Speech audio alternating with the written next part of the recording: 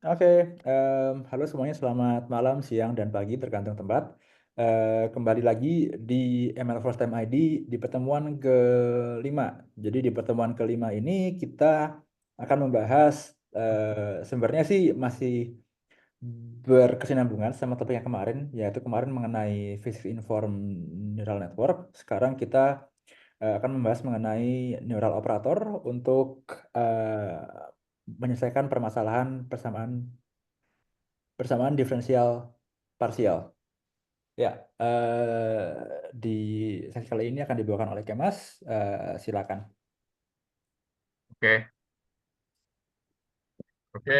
Pertama pengenalan diri dulu ya. Saya Kemas Zakaria. Saya sekarang sedang menempuh studi doktoral di ITB dengan program studi Teknik Dirgantara ITB. Oke, jadi judul eh, presentasi yang akan saya kasih sekarang itu berjudul Neural Operator for Solving Parametric PDI atau bahasa Indonesianya Neural Operator untuk menyelesaikan persamaan diferensial parsial parametrik. Oke, ini outline dari presentasi saya. Yang pertama itu introduction atau pengenalan. Yang kedua itu menjelaskan tentang neural operator secara umum. Yang ketiga itu kita akan menjelaskan lebih spesifik tentang jenis neural operator yang bernama Fourier neural operator. Yang keempat itu contoh-contoh dari hasil Fourier neural operator. Terakhir itu saya juga menambahkan kelemahan-kelemahan dari Fourier neural operator. Oke, mulai dari introduction-nya. Jadi motivasi dari neural operator ini sebenarnya itu karena dibutuhkannya simulasi yang cepat. Singkatnya seperti itu. Jadi kan dalam dunia teknik dan sains kita tuh butuh simulasi untuk melihat dan kuantisasi fenomena-fenomena fisik yang kompleks.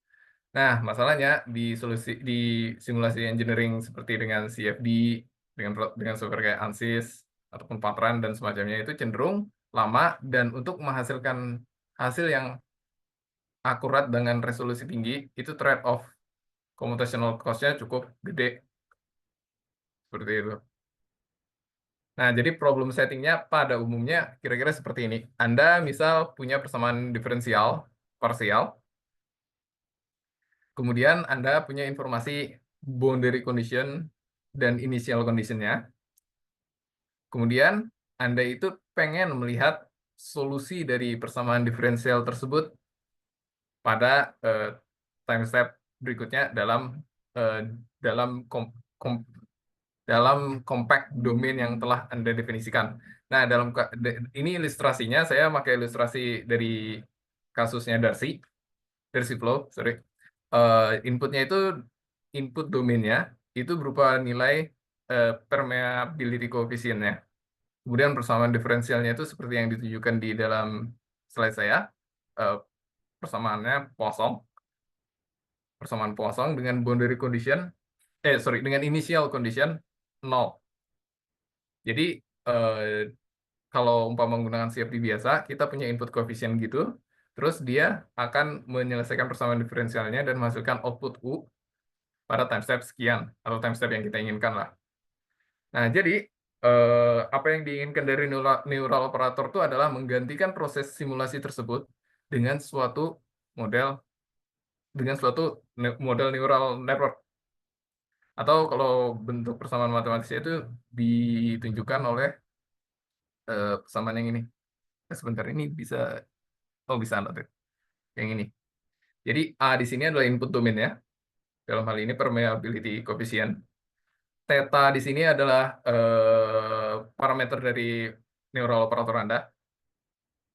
Kemudian ini dengan dua informasi tersebut kita pengen melihat outputnya pada time step yang kita inginkan. Katakan U. Oke, berikutnya ini perbedaan antara operator learning sama simulasi engineering. Oh, maaf, kebalik posisinya. Yang kiri itu yang operator learning ya, yang kanan itu yang simulation. Jadi mulai dari simulation terlebih dahulu, karena mahasiswa jurusan teknik ataupun sains, mahasiswa STEM itu sudah banyak yang mengenal. Tiap satu simulasi itu hanya bisa menghasilkan satu solusi. Jadi ketika Anda punya katakan kasus baru dengan parameter yang berbeda, Anda harus mengulang simulasi tersebut. Itu salah satu kelemahannya. Kedua, dia membutuhkan explicit form. Explicit form di sini yang saya maksud adalah persamaan PDE-nya. Anda harus tahu dong persamaan PDE-nya seperti apa. Nggak mungkin Anda melakukan simulasi tapi persamaan PDE-nya nggak tahu gitu. Kemudian yang ketiga, itu ada trade-off antara resolusinya. Jadi contohnya tuh kayak gini. Misal kalau di fluid dynamic itu kasusnya runs misal. Kalau mesh Anda itu relatif coarse itu jarang-jarang gitu, sedikit meshnya, maka solusinya itu bisa nggak akurat. Sedangkan kalau umpama mesh Anda itu fine atau banyak, maka Anda bisa yakin bahwa oh ini simulasi saya sudah konvergen dengan baik dan benar. Kemudian yang terakhir, ini salah satu apa keunggulan yang simulasi itu nggak ada yang membutuhkan data dalam bentuk apapun kecuali data bagian boundary condition-nya.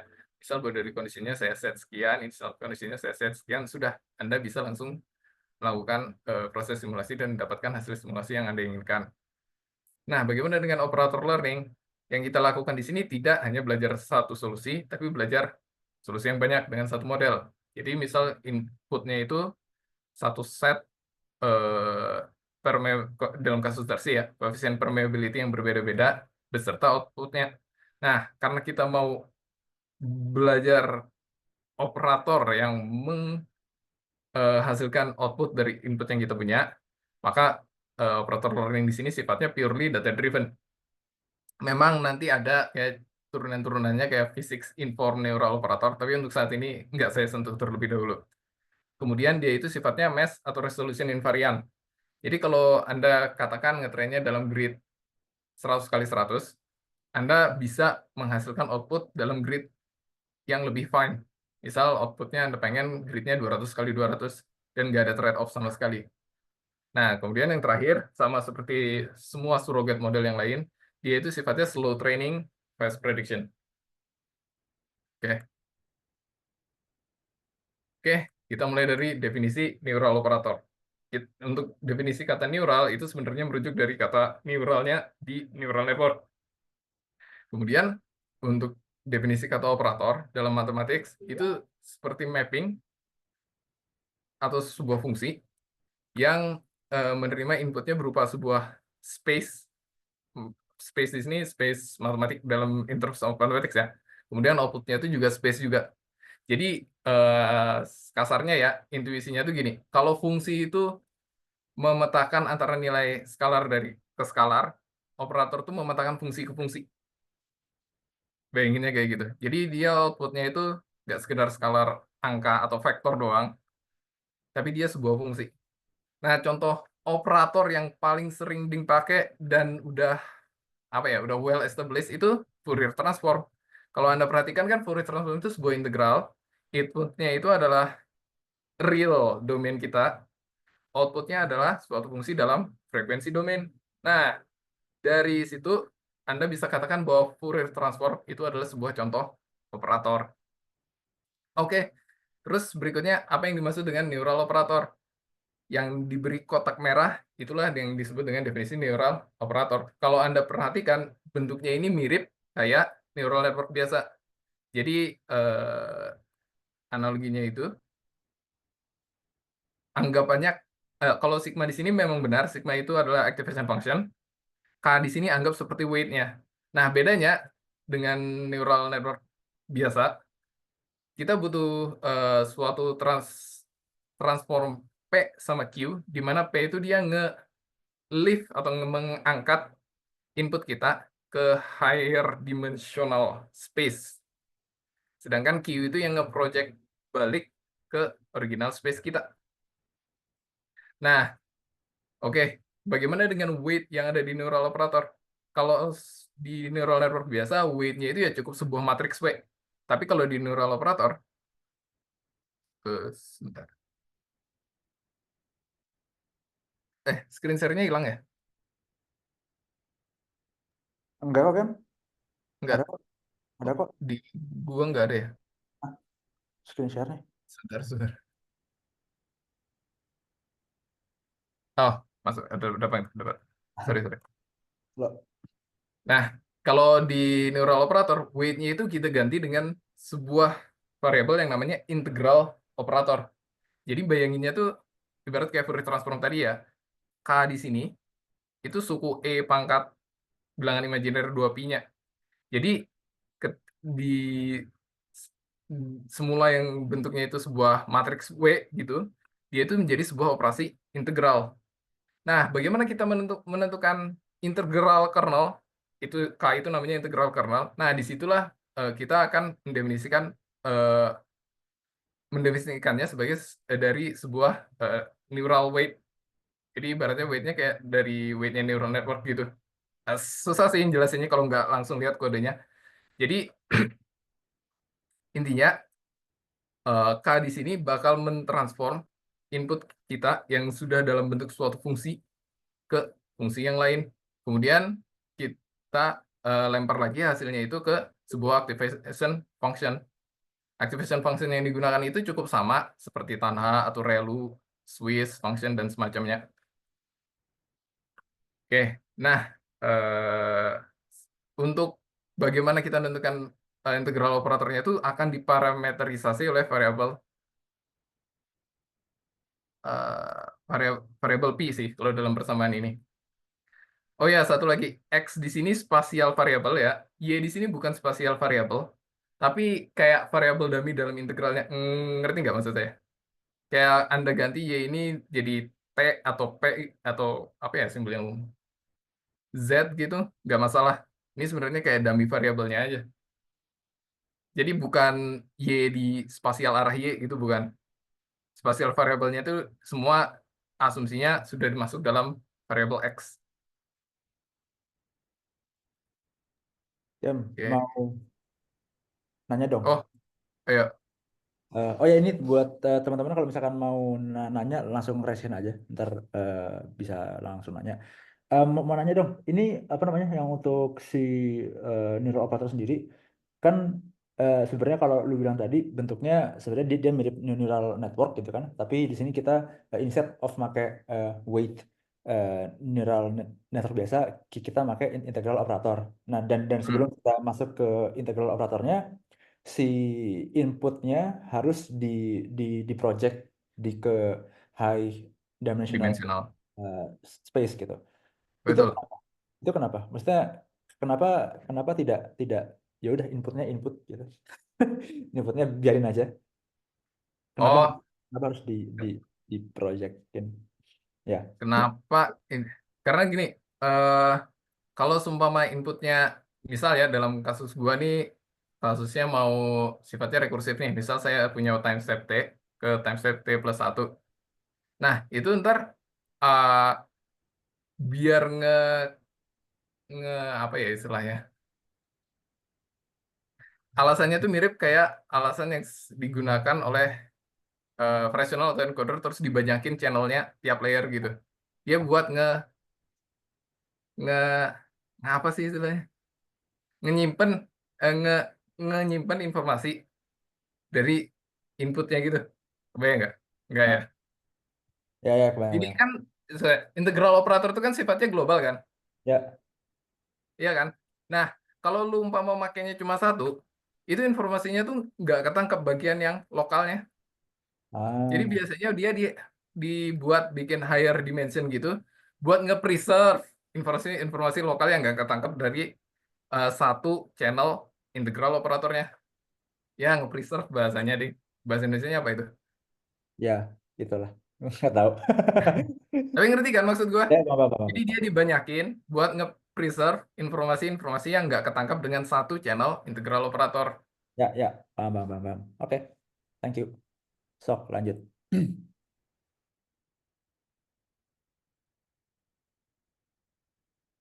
Nah, ini tentang theoretical duality-nya. Kalau di neural network biasa kan ada yang namanya universal approximation theorem kan. Itu basically bilang a single hidden layer can approximate accurately any nonlinear continuous function in the compact domain. Jadi satu hidden layer itu cukup itu mampu asumsi kita jumlah neuronnya banyak banget gitu untuk mengaproksimate secara akurat any nonlinear continuous function dalam domain yang compact. Nah, untuk yang neural operator itu ternyata ada juga eh, namanya universal operator approximation gitu. Nggak ada namanya sih. Tapi intinya a single hidden layer itu bisa nge-approximate secara akurat any nonlinear continuous operator dalam domain compact. Kalau yang pertama kan nih sebenarnya sudah ada dari sejak tahun 19-an teorinya. Kalau yang yang neural operator ini itu dibuktikan oleh Karniadakis. Jadi kalau kalau mau lihat math-nya silahkan lihat papernya Karniadakis. Judulnya apa ya, lupa aku. Deep, tentang deep on it kalau aku nggak salah ingat. Jadi sebenarnya intinya mirip sih. Selama asumsi dia punya infinite resource gitu ya, dia bisa nge-approximate any continuous function, any continuous operator. Nah, untuk Sorry, variasinya itu sebenarnya ada, lumayan banyak. sorry, ada yang nanya itu, eh, Faber nanya definisi compact compact domain tuh apa ya? Definisi compact domain tuh apa ya? Dalam praktiknya tuh kayak lu definisiin bound X sama Y-nya doang. Jadi lu nggak bisa berharap misal lu definisiin bound X sama Y-nya 0 sampai 1 gitu, terus lu ngarep dia bisa bagus well generalized min 10 sampai 10 gitu. Maksudnya compact domain gitu doang. Oke, Oke, sok lanjut. oke, variasinya itu yang gua kenal itu ada 4, ya pasti turunannya banyak ya. Itu pertama FNO, Fourier Neural Operator, terus Graph Based Neural Operator, Deep On-Net, UNet, dan lain-lain. Yang akan dibahas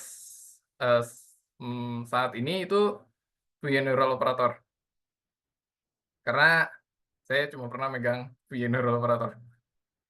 Deep On-Net pernah sih, tapi Deep On-Net itu kan sebenarnya kayak bagian spasial dan yang parametriknya itu dibagi jadi 2 bagian, ada branch net sama trunk net gitu.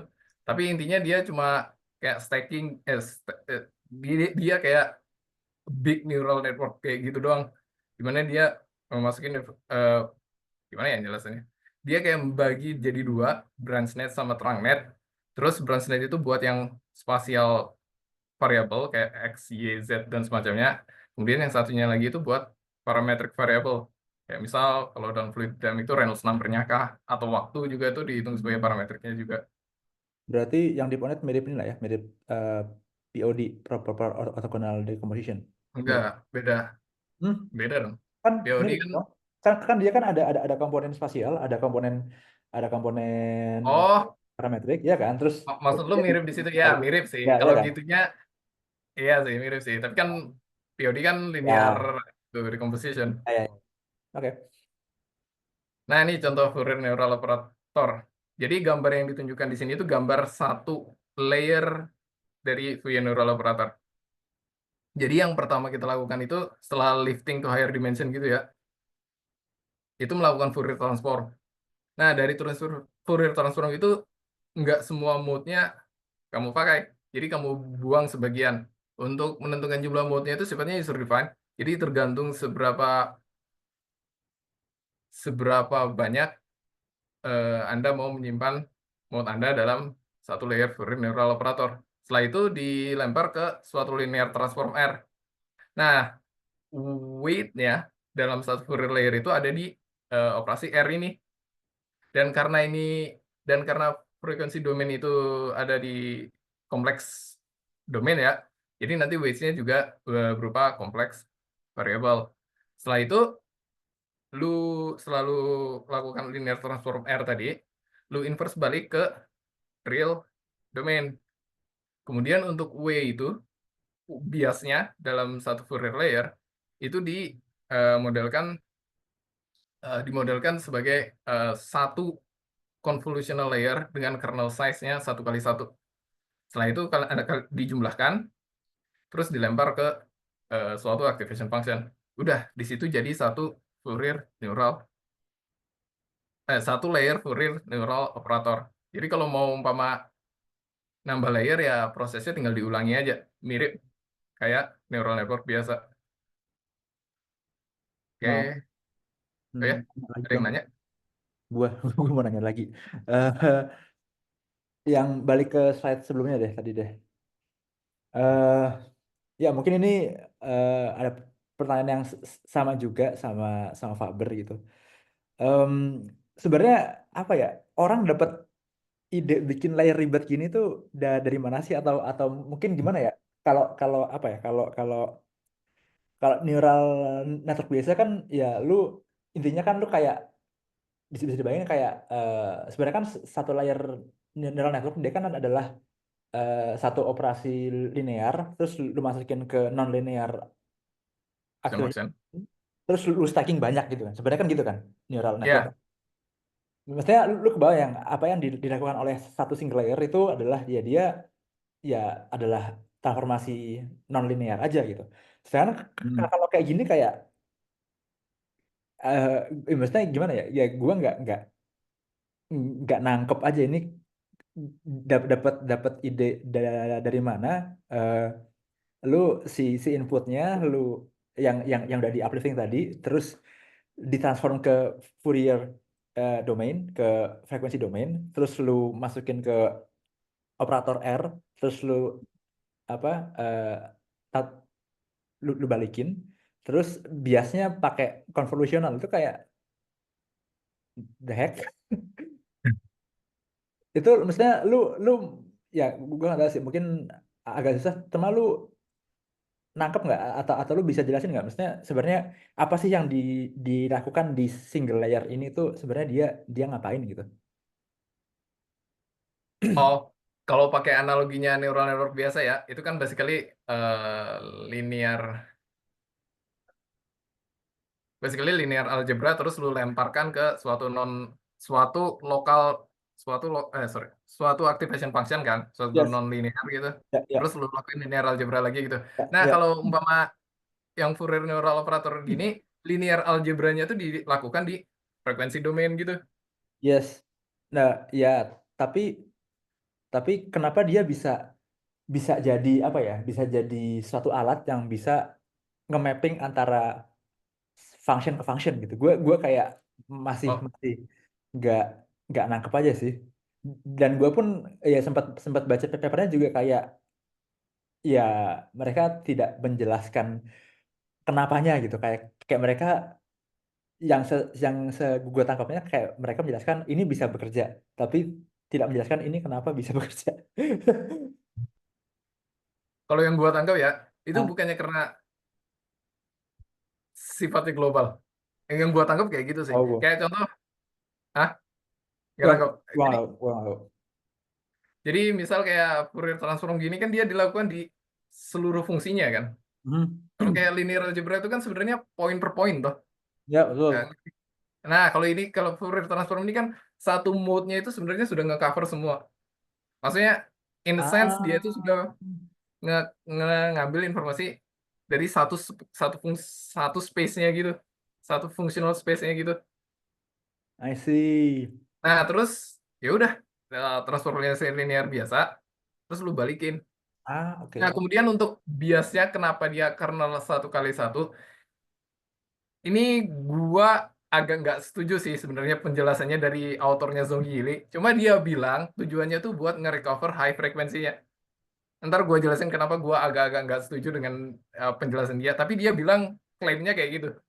Oke, oke, oke, sip. Oke. Lanjut. Sip. Nah, ini paper dari paper or eh hasil dari paper originalnya FNO. Jadi masalahnya definisi masalahnya misal dalam Anda Anda punya suatu data per tiap time step, data vorticity gitu, udah dengan grid yang rendah, kemudian Anda pengen melakukan forecasting. Jadi misal dalam kasus ini itu time step data inputnya itu dari time step 0 sampai 10, kemudian Anda pengen melakukan forecasting sampai T30 katakan. Nah, jadi input space-nya U V dalam persamaan yang kita gunakan tadi, itu outputnya adalah pada time step berikutnya. Kalau dari hasilnya Zhong-Yili tadi, itu datasetnya gridnya 64x64, kemudian time step-nya itu 20, kalau sorry, 0 sampai 20, kemudian dia melakukan prediksi forecasting sampai time step 80. Dan yang perlu digarisbawahi adalah dia itu bisa melakukan zero shot super resolution. Maksudnya itu dia bisa bisa menghasilkan hasil dengan grid yang jauh lebih fine, dalam hal ini 256 kali 256, tanpa menggunakan training data dengan grid 256 kali 256 tadi. Dalam kasusnya Zunggil itu dia gridnya cuma 64 kali 64. Itu salah satu selling point-nya lah dari FNO ini. Gue mau nanya Oke, lagi, sorry. ya. Eh, untuk yang apa namanya, ya zero shot super resolution ini kan, ya ininya yang lu bilang tadi dia nggak nggak ter nggak terikat sama si resolusi gridnya gitu ya. Tapi kan Hmm, bukannya ya maksudnya kalau kalau kalau ini ya orang bodoh-bodoh aja sih sebenarnya bukannya tinggal ya sebenarnya bukannya dia tinggal interpolasi antara grid aja gitu. Maksudnya lu punya awalnya grid gede, terus lu kecil-kecil kan bisa diinterpolasi aja gitu. Maksudnya eh, apa bedanya sama interpolasi biasa gitu. Sedangkan kan ya maksudnya em, gimana ya ngebahasnya ya. Oke, gini deh. Kalau lu punya data yang gridnya 64 kali 64 ya kan, kan hmm, jelas lu nggak bisa mengcapture em, ya mungkin capture turbulen atau apa yang ukurannya lebih kecil dari grid lu ya kan. hmm, Ketika lu gridnya lu apa namanya sorry ketika lu memprediksi hasilnya di grid yang lebih halus yang lebih kecil gitu kan sebenarnya kan lu cuma menginterpolasi hasil dari input data lu maksudnya em, ketika lu memprediksi di grid yang lebih lebih kecil yang lebih banyak tadi kan lu nggak tahu sebenarnya eh, jangan-jangan di data aslinya harusnya dia ada turbulence atau swirl-swirl yang lebih kecil lagi yang bisa ketangkap 25 kali 256 tadi. Paham nggak maksudnya? ya, Maksud paham, paham. Nah, eh in a sense sebenarnya tuh mirip, in a sense dia tuh sebenarnya emang kayak interpolasi kalau untuk masalah super resolution ini ya. Tapi kan bedanya kalau sama interpolasi biasa tuh, lu nggak ngambil asumsi bahwa misal interpolasi linear nih, bahwa waktu apa hubungan antar hubungan eh ya nilai yang lu prediksi dengan interpolasi lu itu governed by linear equation kalau interpolasi linear kan. Nah, kalau umpama di FNO ini kita basically menyerahkan kepada FNO buat nentuin gimana relasinya dalam melakukan interpolasi tersebut. Ngerti maksud gua? Jadi dia nggak necessarily kayak linear interpolation, dia sendiri yang bakal nentuin, oh kalau umpama di titik yang lebih fine gitu, dia nilainya kayak gimana. Basically itu bagian dari apa yang di train oleh FNO-nya.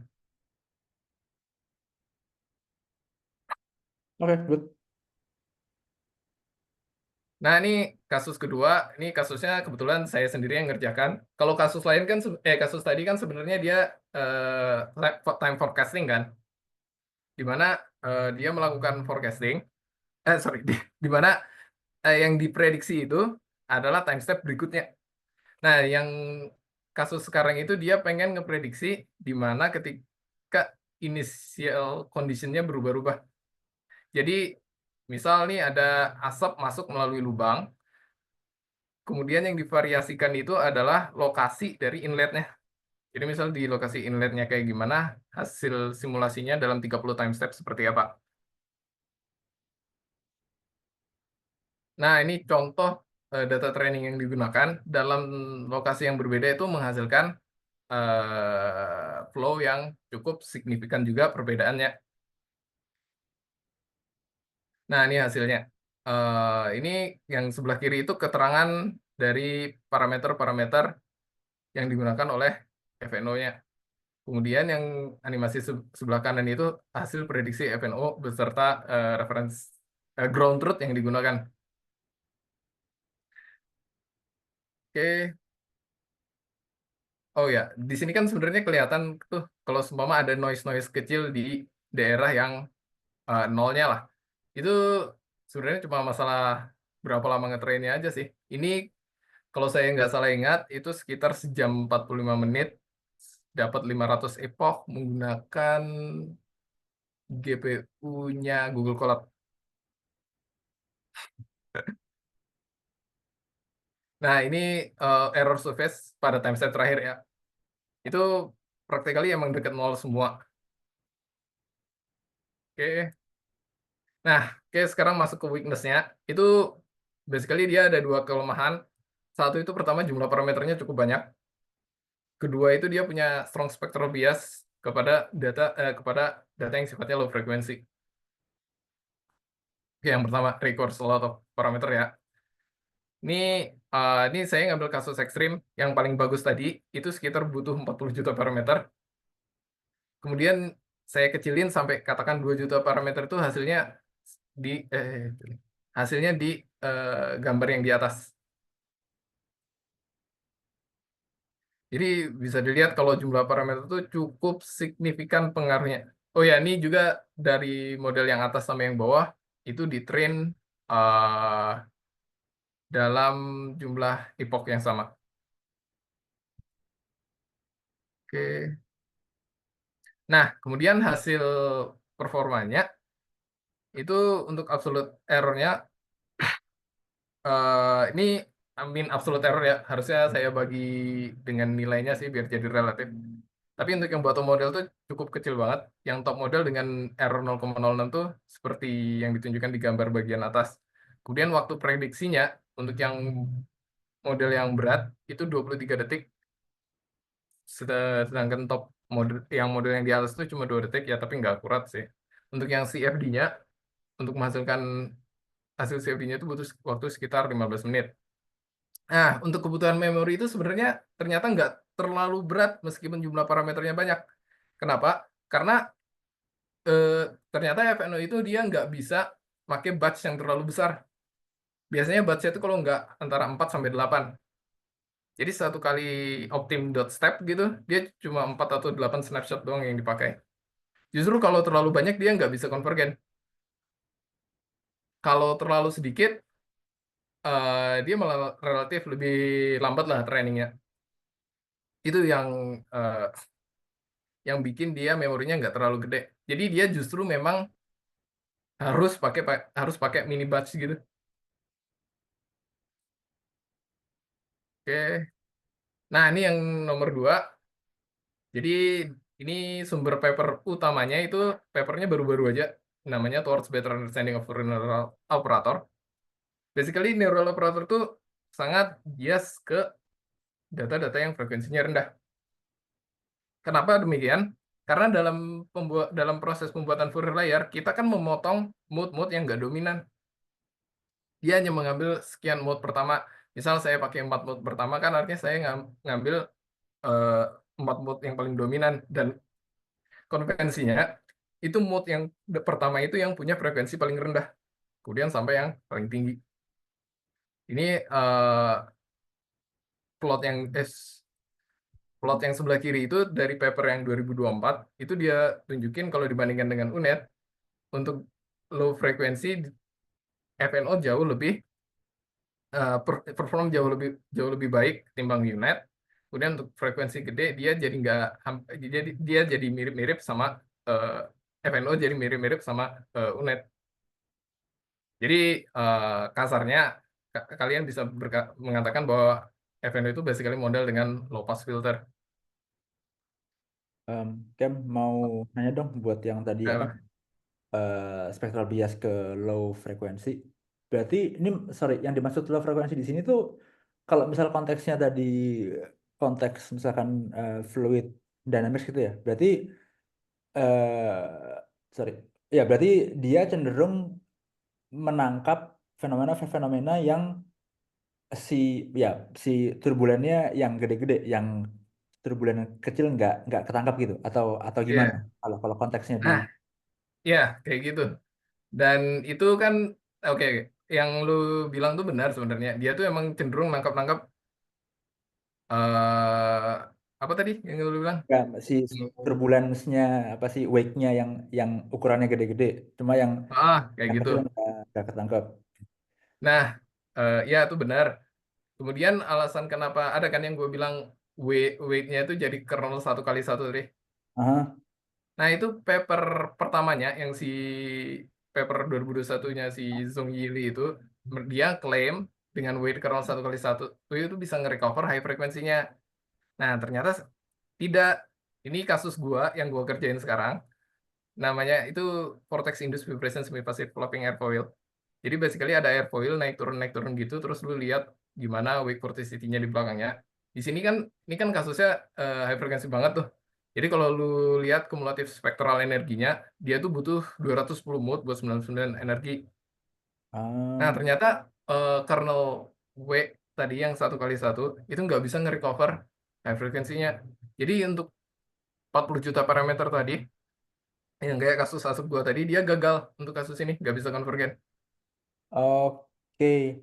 Sorry. Iya, Tapi ya, kalau kalau kalau misal di kasus gua nggak tahu, mungkin yang kayak kasus yang lagi kita kerjain, yang misalkan Poisson one dimensional, atau kalau nggak tahu mungkin kasus struktural, ya kasus misalkan ada beam terus di bending, itu kan dia frekuensinya maksudnya ya dia relatif nggak ada high frekuensi gitu kan, berarti harusnya aman-aman aja. iya.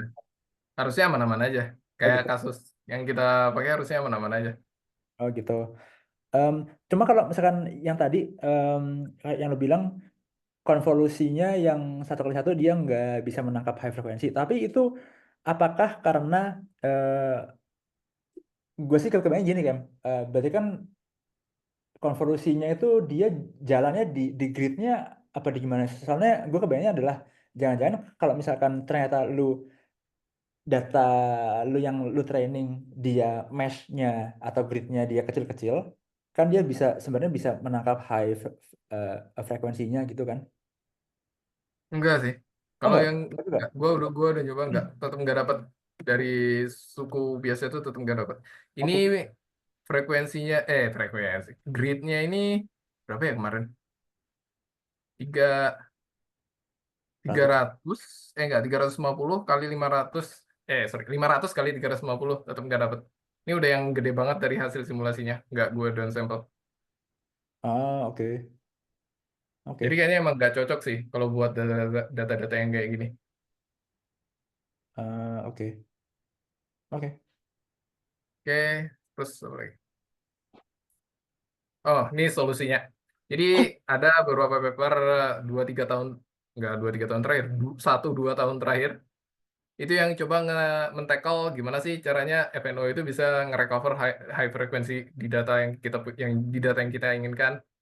Nah, itu yang pertama spec boost. Jadi intinya di boosting. Jadi dia menggunakan 2 FNO di sini. FNO yang pertama itu di train dengan cara yang biasa. Kemudian errornya atau residualnya itu di boosting atau di improve lagi oleh FNO kedua. Ya, nih misal R ini itu keluaran dari FNO yang pertama, kemudian FNO kedua itu ditrain dari input yang sama buat ngeprediksi ini residualnya. Terus ya udah, final prediction-nya itu bakal penjumlahan Y tadi sama R. Nah, dari sini, sorry, untuk yang metode pertama tuh sih gampang sih sebenarnya karena basically cuma bikin 2 model yang berbeda. Tapi untuk kasus-kasus yang terlalu dominan kayak high frekuensinya kayak kasus airfoil naik turun gua tadi, itu dia nggak mampu karena untuk FNO pertamanya aja dia gagal convergen.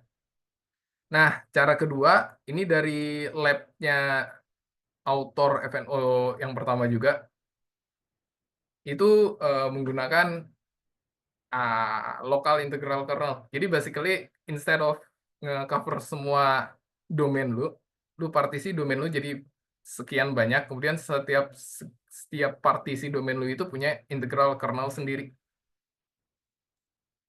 Oke, yang terakhir itu sebenarnya bukan FNO sih, tapi UNet. Kemudian di apa ya nyebutnya ya? Antara layer inputnya dan layer reducing grid-nya itu dia nambah attention layer. Udah sih. Oke. Oke, itu sekian dari saya. Terima kasih. Oh, Ada pertanyaan? lo Kak, sok. Bisa balik satu slide tadi. Kalau kalau yang spec boost sama localized integral kernel kayaknya secara ini ya maksudnya dilihat gitu bisa paham gitu. Jadi untuk menangkap yang frekuensi yang lebih tinggi bisa bisa bisa kelihatan gitu. Maksudnya intuisinya jelas gitu. Kalau yang unit gimana ya? Kalau yang apa? Kalau yang unit ini, yang hierarchical attention neural operator, dia Ah, kenapa bisa gue belum pernah. menangkap? Yang hierarchical sebenarnya gue belum pernah nyoba kodenya sih. Tapi dia basically Hmm. naruh attention layer yang dependent sama lokasi dia lokasi itunya gridnya. Gua nggak terlalu baca gua nggak terlalu baca detail sih untuk yang Hmm. bagian tentang hierarchical attention neural operator. Dan dia juga basisnya itu bukan FNO tapi UNet. Ah, oke oke oke. Eh, sorry, mau nanya lagi yang dia basisnya bukan FNO tapi UNet. Terus dia Mm-mm. ber- berarti dia nggak pakai ada si integral operator tadi yang di here. Enggak, Ah, enggak. Gua gua ini ngambil paper. Iya ya, seharusnya gua masukin lucu juga. Tapi Jadi ini intinya simply unit aja atau apa? ini simply unit aja gitu, nggak ada integral layernya Yang gitu? yang HN Hano ini dia ah, tuh unit cuma dia ada nambah attention layernya gitu loh yang ngenyambungin gua lupa namanya ini apa yang nyambungin inputnya sama outputnya sebelum masuk ke operasi poolingnya gitu. ah, Jadi nggak ada integral integral layernya gitu nggak ada sih, integral kernelnya nggak ada. berarti kalau bisa dibilang ini family baru lagi. Maksudnya kan kan ini kan kita punya si neural operator yang ada bisa pakai FNO, bisa pakai graph neural operator atau bisa pakai wave Hmm, neural operator gitu kan. Terus ada lagi hmm, yang deep on-net. Deep on-net kan dia yang ada dua branch tadi terus lu kaliin gitu kan. Terus hmm. kita juga punya Hano ini tadi gitu. Hano tuh cabangnya UNet sih sebenarnya. Ya nggak maksudnya berarti berarti ini adalah family yang Baru berbeda di lagi kan? luar FNO. Iya benar. Hmm. Ya, oke. Oke, oke. Ya, aku belum nangkep kenapa dia bisa kalau yang FNO kan kenapa dia bisa eh, di higher apa Frekuensi. higher fidelity kan jelas ya pakai pakai apa namanya pakai itu tadi apa namanya Fourier tadi. Kalau Hmm. yang Hano ini aku nggak paham gitu maksudnya eh, Sama kalau sih. dilihat dari kalau lihat ini aja belum baca papernya itu kayak Hmm. ini self attention aja terus masuk ke situ kan jadi nggak paham kenapa dia bisa Ya, ke ya. Wah, gue belum baca detail sih papernya. Cuma yang ngurus bagian frekuensi gue ketemunya cuma 3 ini. Gitu. hmm, Emang dikit sih paper yang ngebahas ini. Dan ini juga baru-baru banget lah. Eh yang Hano ini 2022 kalau nggak salah. hmm, Yang integral kernel juga 2022. Spek yang spek boost itu 2024. Jadi gua nggak tahu sih kalau yang bagian Hano. Karena itu sebenarnya harusnya nggak gua masukin sih. Soalnya dia cabangnya bukan FNO tapi UNet. hmm. Oke. Oke, oke. Oke, ada yang mau nanya lagi mungkin? Atau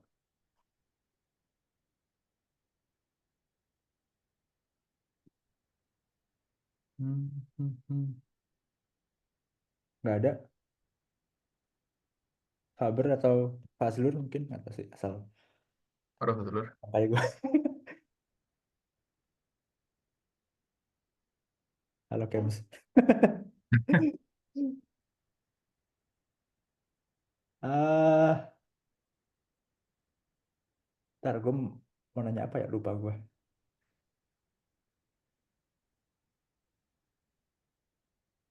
Kalau buat apa namanya?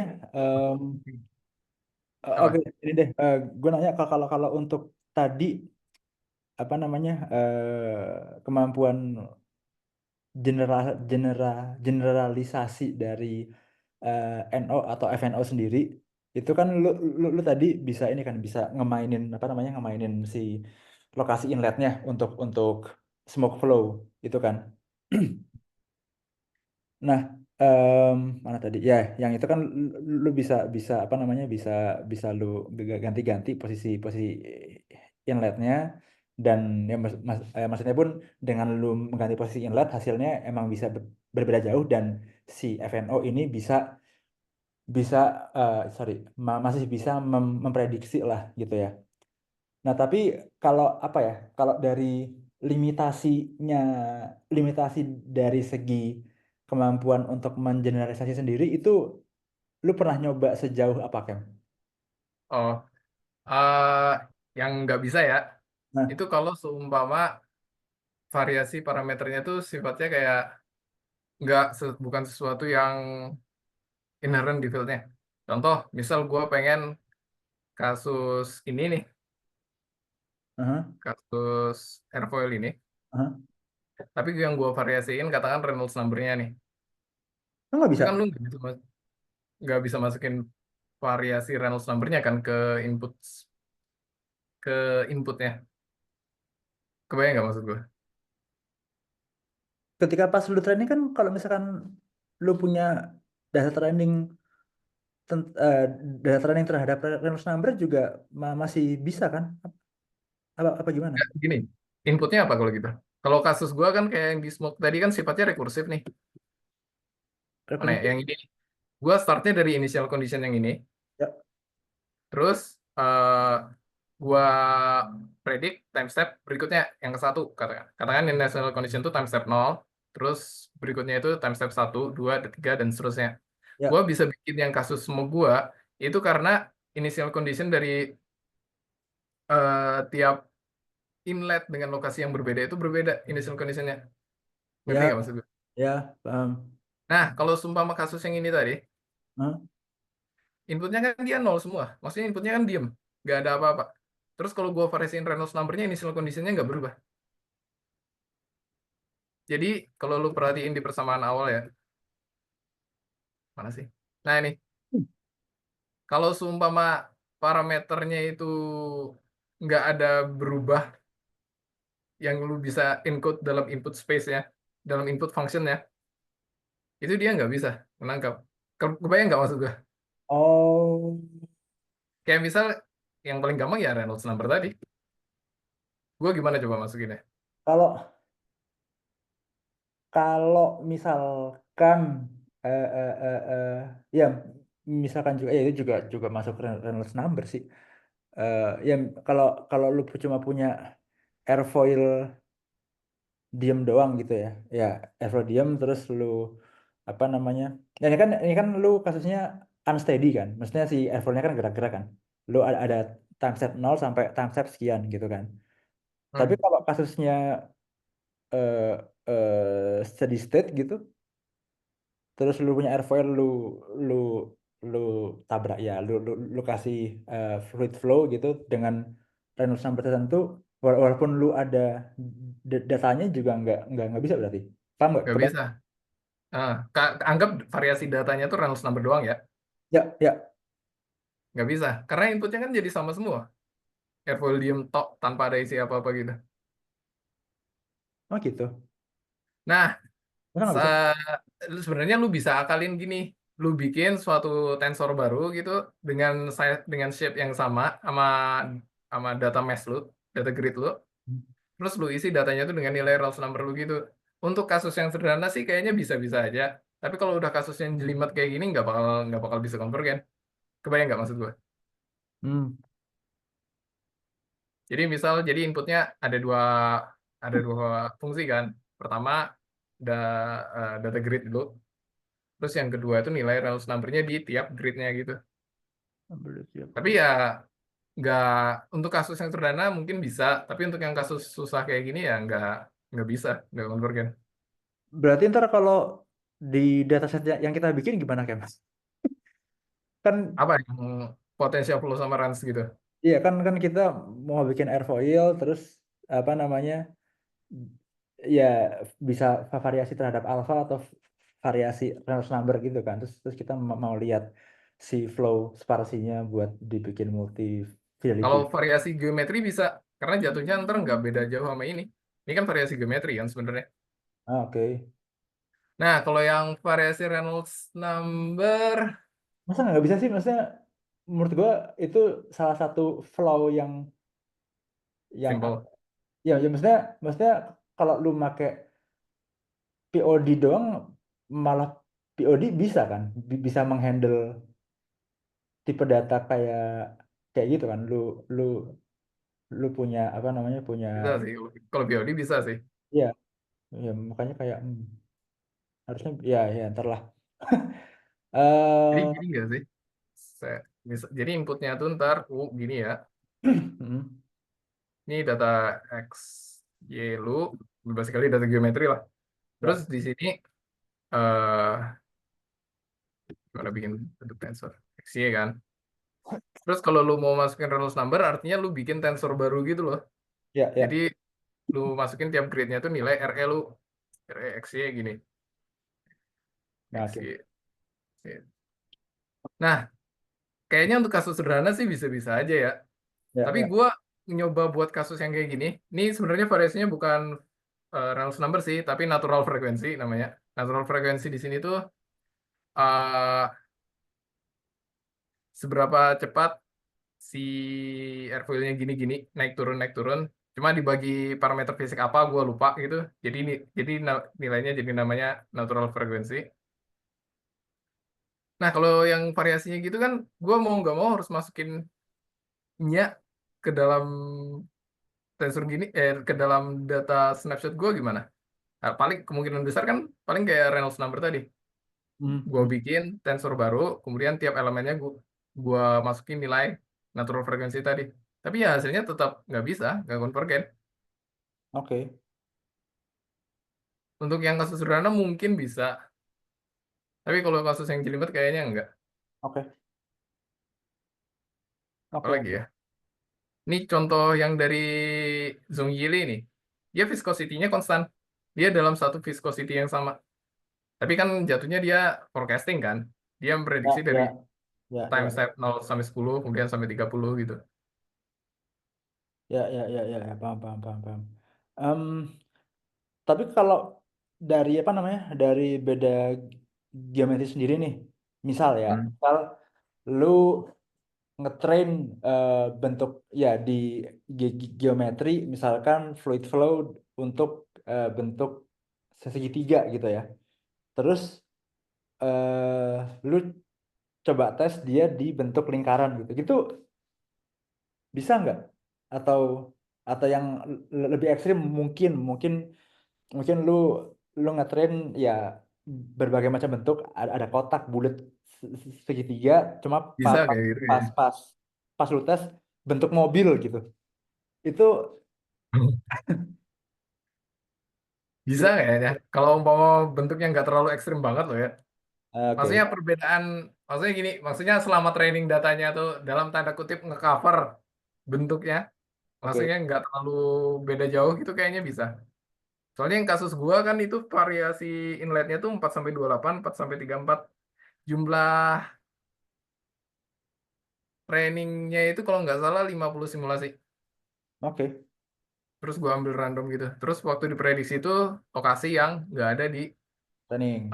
data trainingnya. Jadi Iya. kayaknya selama sampling training datanya itu well spread gitu ya, maksudnya Hmm. cukup menyebar dengan baik, kayaknya bisa. Oke, menarik, menarik. Iya, itu sih maksudnya gue masih penasaran kalau untuk parameter yang nggak bisa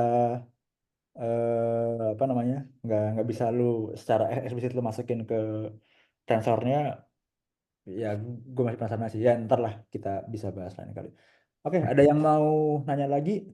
Oh ya, ada satu lagi yang masalah Sobat Faber. parameter tadi. Oh ya, iya lu kan. Aku ada baca paper, dia itu bikin implicit model gitu loh. Jadi dia bikin satu FNO untuk tiap satu parameternya gitu. Jadi ntar dia bikin model ketiga yang ngehubungin apa parameter kayak Reynolds number apa-apa tadi yang nggak natural jet masuk ke dalam domainnya gitu, ke dia hubungin ke weight dari neural operatornya. Itu jadinya gede banget sih modelnya, tapi dia jadi bisa. Kebayang nggak maksud gue? Oh Jadi ya, gini, kebayang, kebayang. kan jadi dia bikin model operatornya tuh FNO gini doang kan. Eh, Nah, gini doang kan. Terus dia lakukan ini untuk setiap simulasi. Oke, Katakan lu punya jadi 10 FNO gitu. Terus dia bikin lagi neural network biasa atau apa kayak gitu. buat interpolasi gitu.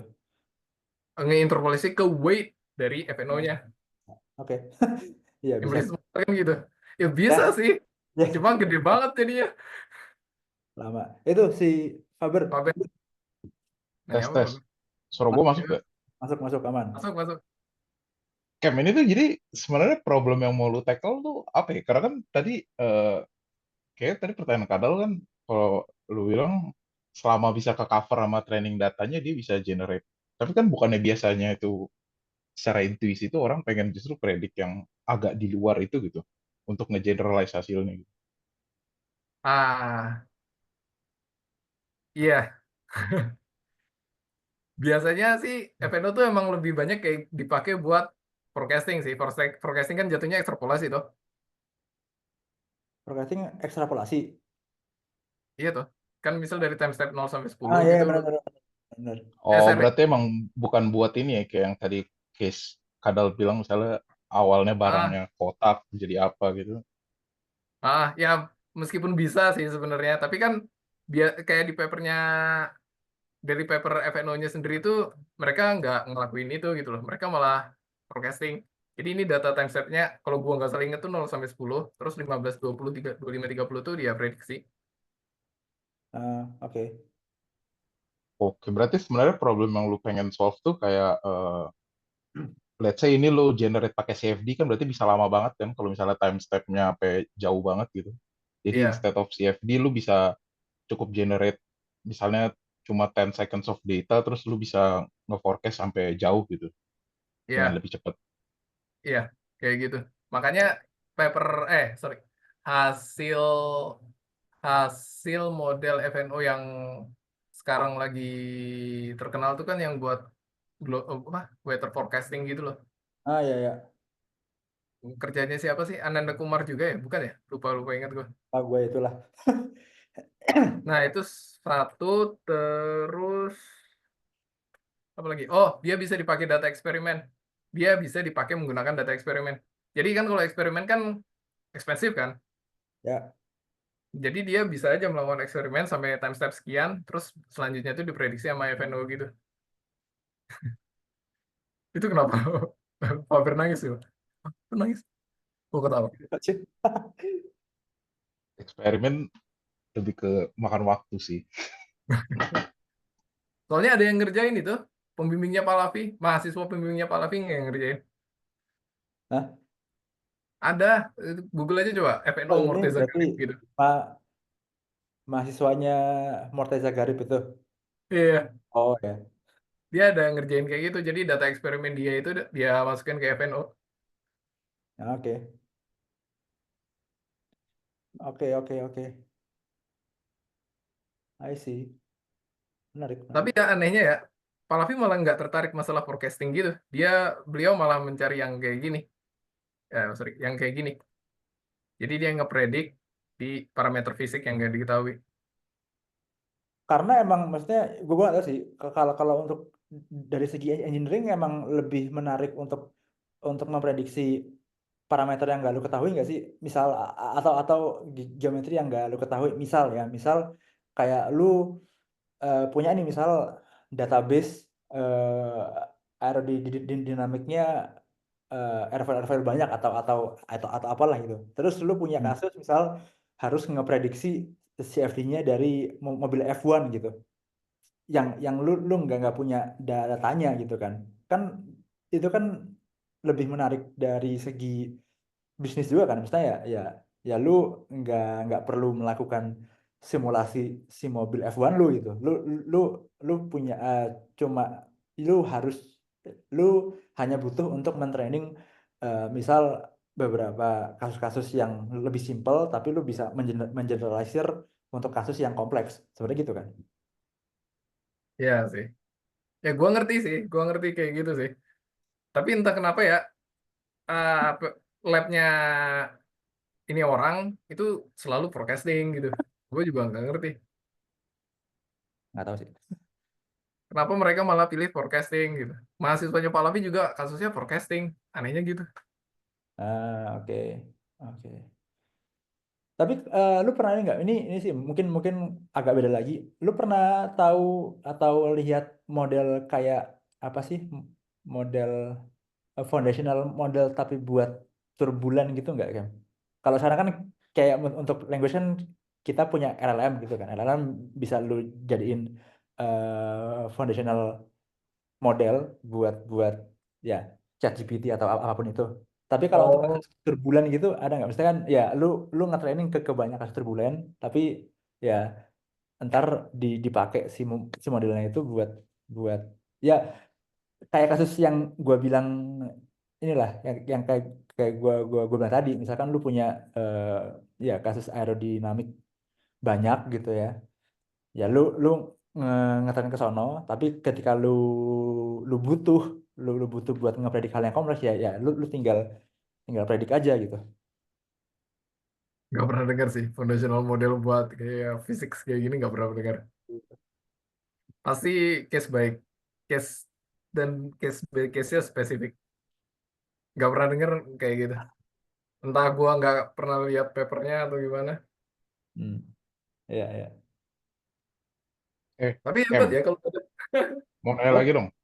apa. Em, tapi sebenarnya kalau untuk yang research research lu deh, sebenarnya yang lu cari dari forecasting ini apa sih? Yang pengen lu lihat di ininya? Maksudnya kan kalau forecast kayak orang weather forecast kan yang mungkin bisa jadi pakai payung gitu. Tapi kalau lu simpelnya yang mau lu lihat tuh, yang lu expect tuh apa sih ketika lu bisa nge-forecast? Apa kalau bisa menemukan sesuatu hal baru di timestamp yang lebih jauh atau Oh, eh, apa gitu? penelitian gua gitu maksudnya kan. Iya ya, apa yang lu cari dari lu nge-forecast gini tuh pengen menemukan apa gitu di ujungnya? Sebenarnya kalau penelitian gua tuh bukan fokus di forecastingnya sih. Gua nunjukin di sini kalau kerjaannya autor pertamanya FNO tuh emang forecasting semua. Kalau kerjaan gua tuh sebenarnya pengen ngeprediksi eh bagaimana alirannya itu dalam parameter fisik yang belum diketahui. Ya, basically kayak smoke tadi. Yang kerjaan gua sendiri kan yang ini tadi. Kenapa nggak PIVA kan? Kalau apa? Kenapa nggak PIVA kan? Ya. PIV ya. Gak tahu nih. Kenapa nggak eksperimen aja gitu maksud gua? Tahu ya.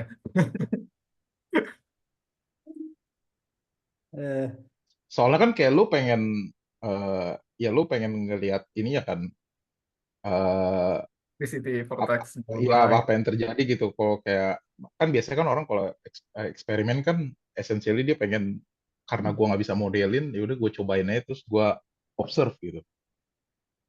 Tapi kalau lu mungkin gue kira tadi dengan lu nge-forecast lu bisa pengen ngeliat gitu untuk timestamp jauh. Karena kan kalau eksperimen kan pasti ada batasannya kan. Kayak let's say mungkin data itu cuma akurat di 10 detik pertama atau 20 detik pertama gitu. Apakah lu pengen ngeliat yang sampai jauh gitu?